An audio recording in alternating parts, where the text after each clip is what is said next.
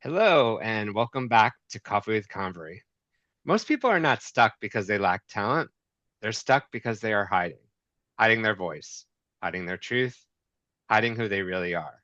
Today's conversation is about what happens when you stop editing yourself and start owning the stage. My guest is Ava Val. She is a John Candy award-winning comedian, musician, and actress. She has written for This Hour Has 22 Minutes, appeared on the Roast Battle Canada, and has stunned audiences on Canada's Got Talent with a full sweep of yes. She is also the first trans performer to break multiple barriers across Canadian comedy and television. But this episode is not about credits. It's about courage. It's about identity. And it's about leading with truth. Ava, welcome to Coffee with Convery.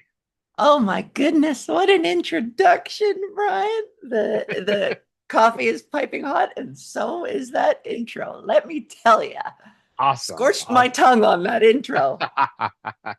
All good, my friend. So maybe we'll start with a few rapid fire questions and then get into your story and your background and all the things you want to share with this audience. So, first of all, Okay. what is your superpower? Oh, endearing people to me. I think I have a likable, cutesy pie, endearing quality to me. I would agree. I would agree.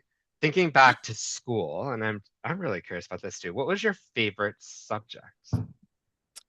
Oh, other than gym, I always liked math. I always liked Math. the practicality of math and the problem Interesting. solving of it. Interesting. Interesting. I Yeah. love that.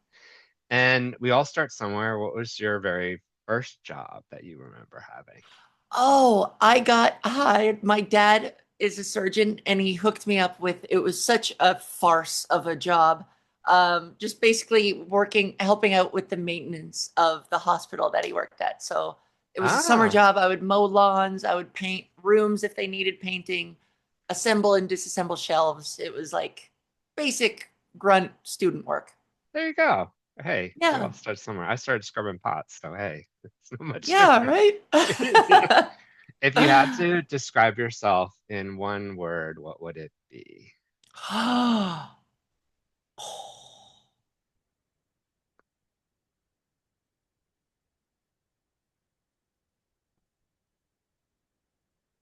It's a tough one, I know.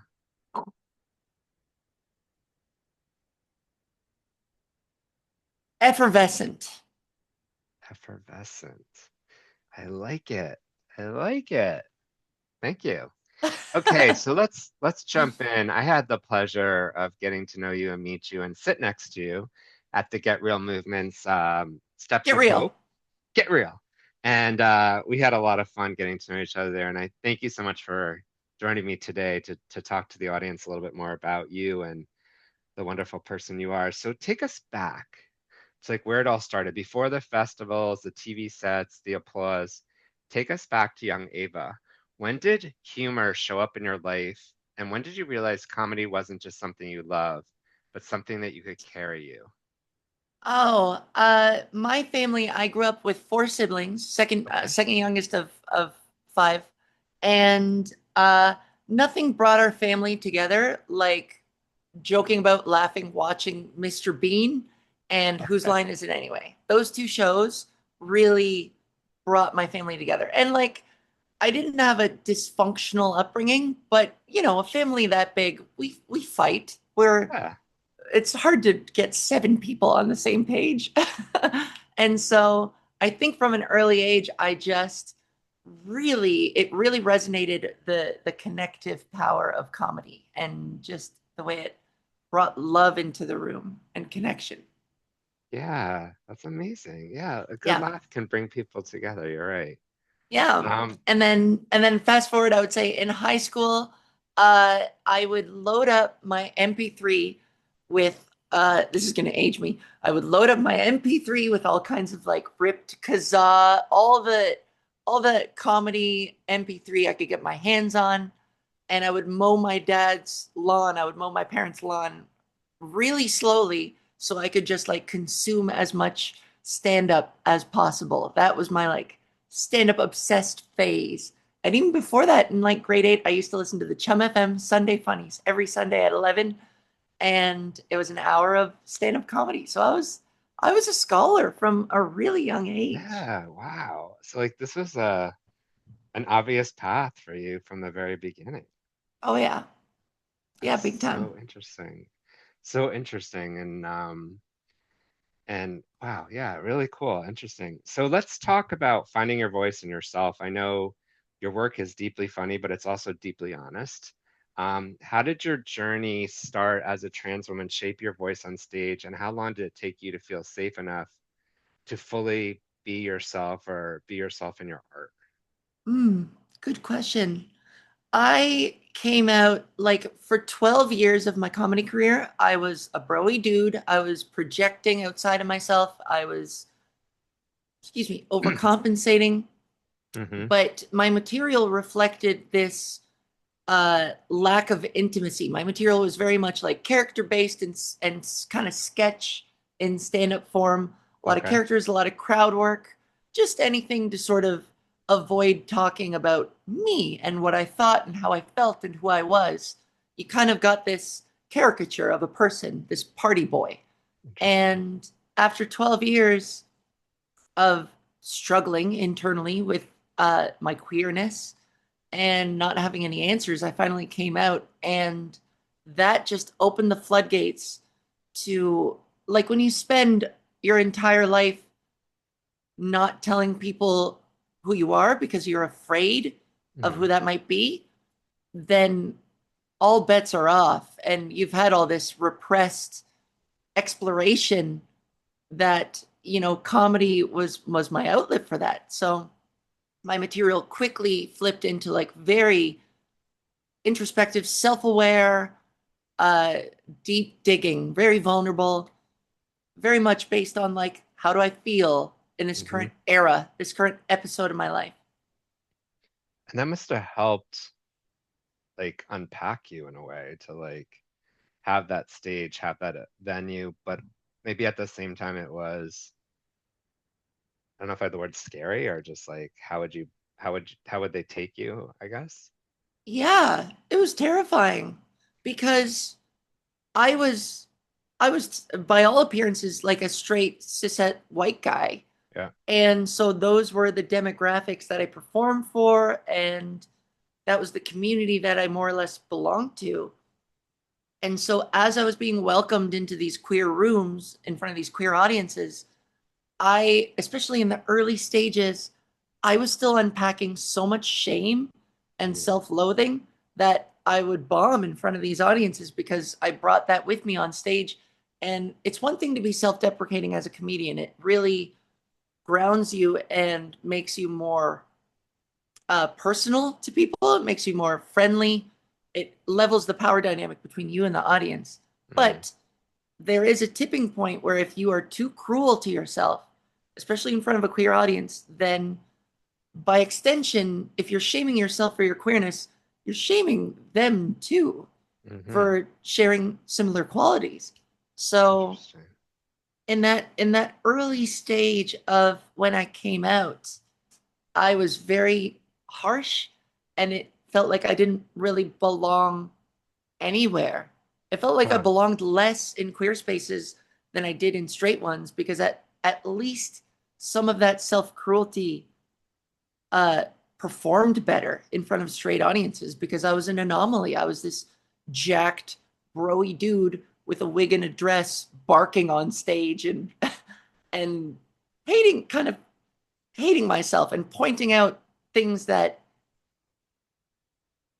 on their face to any uneducated person about trans people would be silly and hilarious. I was a caricature. Yeah.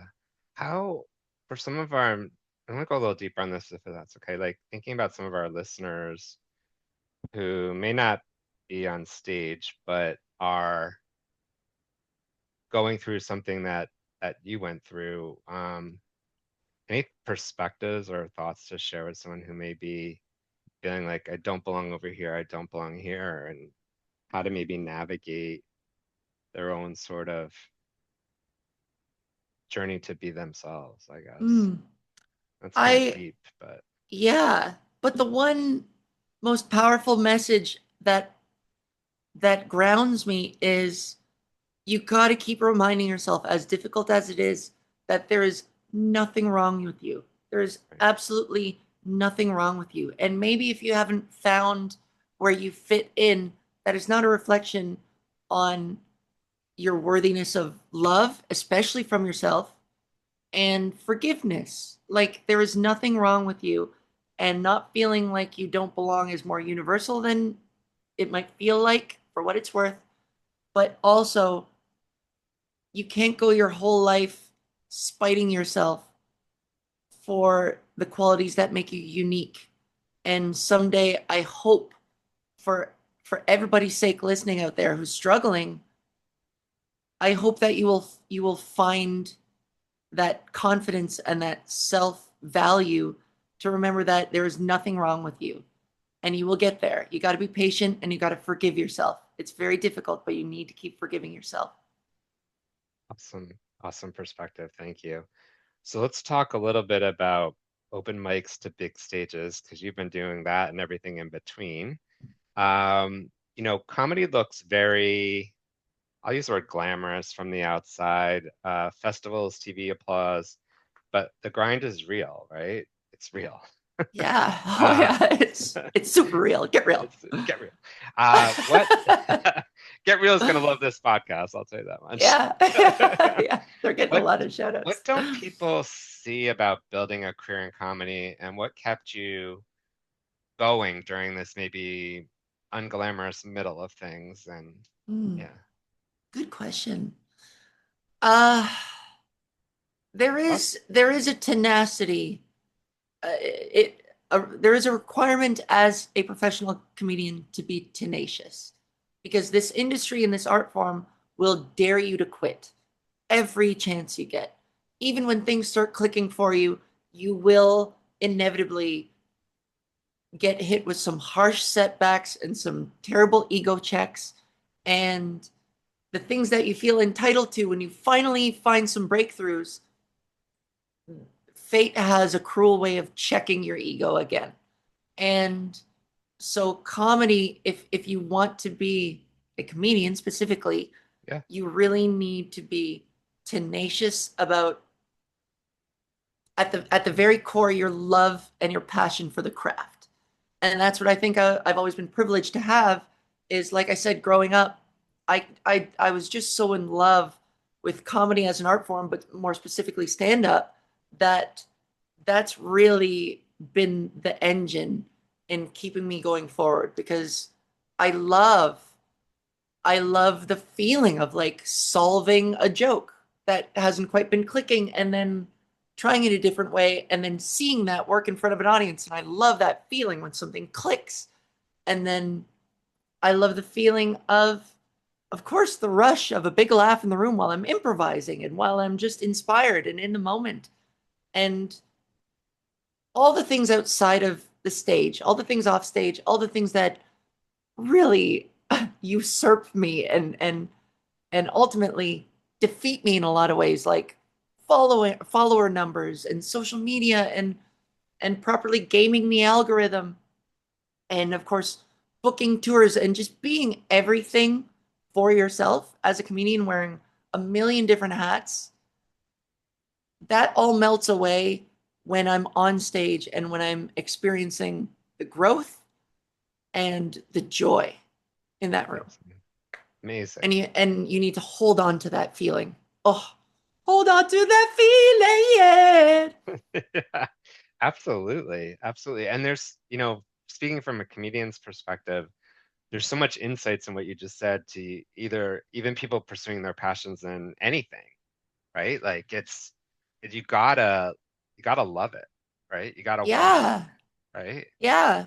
And especially that's the trouble of when you're pursuing your dream job, it's still a job in a lot of ways. And there are elements of it that are just sucky. They Right. suck. They do. And so you really need to hang on to that dream part. You need to keep that dream childlike and Alive. precious to you. Yeah. I love that. I love that. Keep that curiosity, right? Keep that. Mhm. It's so important. Great thoughts, great insights. So, the other thing I want to talk about is, moving from stand-up, writing rooms, TV, music, podcasts, and performance, how did you learn to trust your voice belonged in these spaces, especially those ones where they weren't necessarily built with trans people in mind? Mm. Uh, I would say there's a general sense of momentum, Hmm. especially when you're somebody like me who tenaciously is out grinding every single night, performing, excuse me, almost every single night. Uh, you start to feel the laughs get bigger, your momentum start to rise, things start to click. And not only that, but you will start to notice an increase in the personal feedback that you get. People coming up to me in smaller towns, say, and saying, I've never met one of you, with a vague gesture to my entire Like this? person. Yeah, just one of you types. But uh, but they'll say like, but that was really funny, but I also learned a thing or two. And Wow, I'm very proud that my act has those layers where it's it doesn't speak down to my audience, but it still educates them and gives them a strong basis for understanding the trans experience in a very human, compassionate way. that's key. Yeah. Wow. Yeah. So You're to changing answer hearts your and minds through comedy in a way. exactly. Yeah. The feedback, the in-person feedback of people coming up to me and being like, that was really something else. I laughed, but like I also learned. And that's That is just especially icing. great. Yeah, that is Yeah. icing on the cake for sure. Um, I wonder too, a lot of times, and even with that example, queer artists are often expected to be the educators, activists, and performers all at once. Um, how do you personally balance telling your truth without making or letting your identity become the only thing that audience sees? Yeah. That's something that truthfully lately especially I've been struggling with because I It's do a kind tough of zoom out. question. It's a tough question Yeah. because I've thought about it as I was even saying it out loud. Like, so go ahead. Sorry, I think it's a tough one. Mhm. Because I do feel a strong duty to be an educator of sorts, Hmm. but I, and especially in the face of all the misinformation in this culture war against trans people, like the things that I see people say about people like me and what my life is like and what my motivations are, it's just confounding. And I want to fight back against that with truth and especially from the source. And so as a result, like a lot of my material is about the trans experience for sure. Yeah, And while I resent the idea that that would pigeonhole me and define me by this one thing, what makes me feel like I am more than that is everything that makes me a comic. I think my interesting. that includes my delivery, my playfulness on stage, my endearing quality, my improv while I'm up there, and my reaction to things. All of this comes very authentically and has nothing to do with my transness. And so, Mm, while the material may be very much focused on the trans experience, everything the package that it comes in is very much Ava Val, very hmm. particular to me. Definitely interesting. Thank you for sharing that. I was really curious about that, and thank you for sharing that. It does does make me think. And I think also nowadays with everything, like you said, like the anti everything about trans and the miscommunication, it's it's so overwhelming some days. And I'm not trans myself, but part of the LGBTQ plus community, and I can only imagine like you do want to speak up and share the truth, right? Yeah.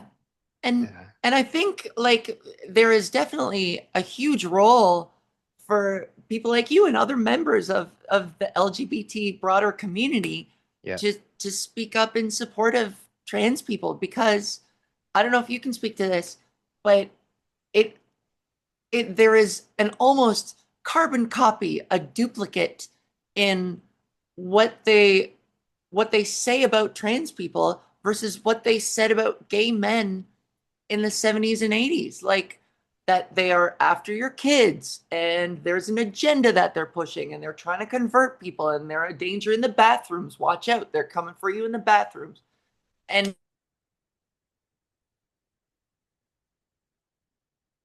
these LGB without the T groups, because it's like, have you learned nothing? Do you not see yeah, the similarities? yeah, Yeah. 100%. Um, you've been breaking barriers. I want to curiously about breaking barriers without burning out, because we all seem to go through that stage where we've hit the okay. So you've been the first in many spaces. It's powerful, but it's also heavy, right? So what has been being the first in your space taught you about boundaries, rest, and choosing yourself over everything else? Oh, I admittedly, that's certainly something that I continue to struggle with. Sure. I push myself beyond my limits and then I find new ones. um, God, that's tough. I guess what keeps me going is that, like I said, I have so much passion for it that the work sometimes doesn't feel as much like work. Yeah. Yeah, it makes sense. But I don't have a very I don't have this solved. All this to say, I don't think I have it solved, especially lately.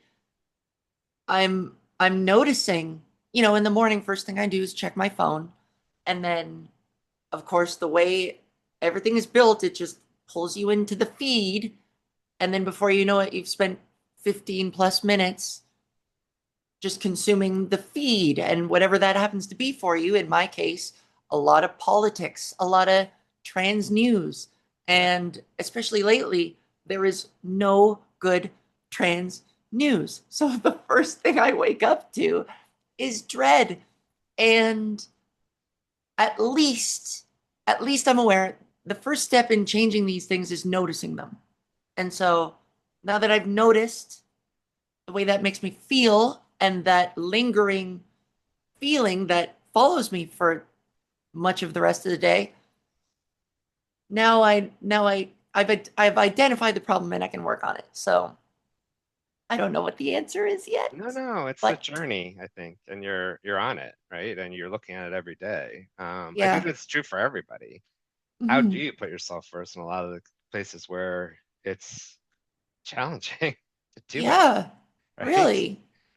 But at the end of the day, we do need rest. We do need the proper sleep. We need all those things to be who we are. But I just think with you and the role and on the stage and the energy and like it's a lot. It's a It lot. is. Yeah. Yeah. And I'll admit that part of my motivations are a little competitive. Uh-huh. Like I do have a bit of a competitive I think you side would to have to me. be in that type of role. Yeah. And so this this idea that I've I've earned this somewhat pioneering reputation in this role in the comedy community as probably one of the more prominent, I'll say, I'll use that word, one of the more prominent trans comedians in Yeah. Canada. Like there's this feeling that I wanna stay top dog. You want to own it. Yeah, yeah, because they're coming for me. They're right behind. I totally get that. I totally get that. So my next question is, building your own platforms, you own, and being a creator and your comedy specials and podcasts and other things you've done. What advice or thoughts do you have for creators trying to stay authentic, but against that competitive metrics-driven world? How do they Oh, try to stay authentic? Because you don't want to lose your realness, but yeah. yeah. Because And these this is metrics some add up, right? How many clicks? How many this? How many? yeah, and I've wasted. so many hours just devastated at I'll have spent two hours like meticulously editing this stand-up video and shaving milliseconds, being like, Yeah. is that laugh too long? Did I leave that laugh too long? So that when people are scrolling, they're like, uh, like how quickly do I need to cut the next joke? And then part of me is like, well, that's not comedy. You should hear the full laugh and live in those in the sustain of that joy in the room. And I've spent a lot of time agonizing over the mechanics of a viral video. And I don't have that solved either. I think I should be bigger than I am on social media, but my videos just don't perform. And there is a compromise that maybe I'm refusing to acknowledge in that, like, I've had social media experts do an Hmm. audit of my Yeah. Instagram. Me too. And Yeah. yeah, and the advice that she gives, I can't lie, my first thought was resentment. I resented a lot of these suggestions because it's this slow homogenization of content, and it feels like I'm being told to be like everybody else, Right. especially in catering to people's abysmally short attention spans and making Yeah. sure that Come I on, fly people. out, yeah, within 1 second being like, here's top three things that you gotta listen to, and blah blah blah. And that feels so contrived and so inauthentic. Like I want to come by my messaging and my delivery authentically. And so all this to say that's something that that's a compromise that I am doing battle with. Yeah. And But yeah. I think your points are well taken there. Especially when it starts to eat at your own authenticity and your own sort of approach. Yeah. I think some of the stuff you take with a grain of salt, Yeah. right? Yeah. I But think you have to. Right? Yeah. Go yeah. ahead. And I agree. But at the same time, like my career depends on it. And views and likes are the the currency that gets me gigs and gets me notoriety and gets me noticed. I can That's true. claim to be the top dog in Canada, but that's worth nothing if all the other trans comedians here have bigger followings. Like, Yeah. when somebody books us on the same show, they're going to see the metrics of theirs, and they're going to make them headliner versus me with my 2 decades of experience. Yeah. Yeah. And so ultimately there's a There's a there's an balance. effect. Yeah. Yeah. So thinking about some of my listeners in this podcast, there's a lot of folks navigating their futures, navigating their careers, dealing with rejection, being told they're too much or not the right fit. What would you say to someone who's listening right now, how they might build their own career without shrinking themselves to fit in? Hmm. I would say that, we've just talked about social media and the algorithm. Like, big bigger seems to be better nowadays. And in shrinking yourself, you're doing yourself a disservice because that's not gonna not only are you compromising your own authenticity, but you're not providing your authenticity is what gives you value essentially in any kind of workspace. Like your ideas that make you unique are exactly those things that make you stand out. So why not lean into those things Mm, and take ownership of those particular peculiar things that make you you. It's, you grow up and you get older, and as an adult, you realize all the things that you got mocked for, all your idiosyncrasies are are what give you power as an adult. They are what separate you and make you right. unique. And isn't that a beautiful thing? It is. It is. Absolutely. So maybe for some of our young queer listeners, for a person, maybe even especially a trans youth who dreams big, but feels scared of what the world might take from them, what do you want them to know now? I would say in a lot of cases, it feels like the virtual space is real. And especially when we spend so much time online, that vitriol, if that's all we're consuming, that then feels like it becomes our reality. When in a lot of cases, in my experience touring Canada and parts of Europe and some parts of America, the real humanity is when we look each other in the eye and see each other face to face and we normalize each other. And Mhm. that's not going to happen in a virtual space. Not as effectively as being physically present with each other. And so I would say while that all feels real, the feedback, the negative feedback that you get online, you need to stay in touch with the people around you, your community, your friends, your family, your chosen family.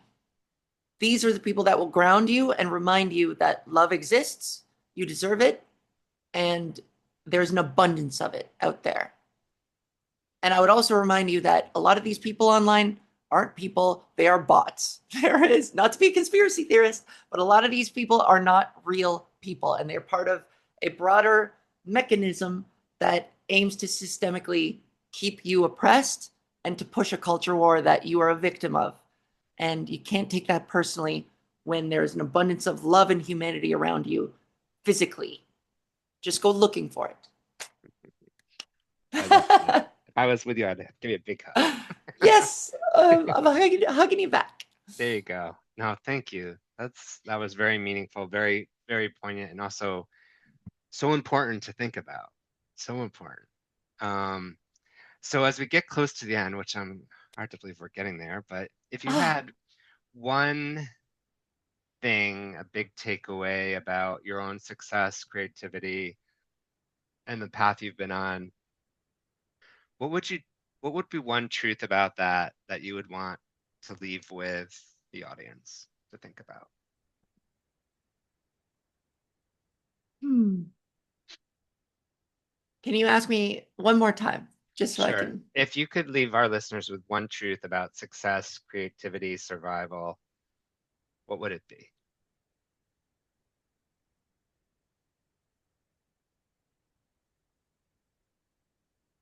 I guess I would just reiterate: cherish and celebrate the things that make you unique, and that would be the end goal. But to get there, you need to practice self forgiveness, because those things that make you unique will certainly ostracize you and people will leave you out or shame you for those unique things. And so to earn that confidence and that self-love, you are going to have to undo that shame, and you have to start at self-forgiveness. So uh acknowledge those things that make you feel shame and remind yourself in whatever way you can that you deserve love and you deserve self forgiveness and you are doing your best. We are all doing our best. And tell yourself that and remind yourself that that's part of the forgiveness. You are doing your best, and that is so worthy. Drop the mic. Thank you. There you go. Yeah. Break Thank my you so Yeti yeah, microphone. no, I don't want you to break it. Thank you. Thank you again. Thank you so much. Thank you so much for sharing your story and being part of the podcast and leaving our listeners with some really interesting thoughts, perspectives, and other ideas for them. I really want to thank you so much for being a part of it. It's super special to have you on here, and I can't wait to see you next on stage.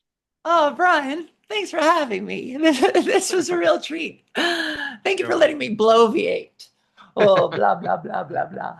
No, it was great. It was great. I really, yeah, it was special. Thank you so much. We'll see each Thank other you. soon, I hope. Okay. Yes, I hope so too. Thank you for To, having me. okay, so to our listeners, this episode moved you, share it with a friend, subscribe to the podcast Coffee with Convery. You can follow us on Instagram for more stories that stir both your head and your heart. This is Coffee with Convery, where we remind you that success isn't always about climbing the corporate ladder. Sometimes it's about building your own jungle gym.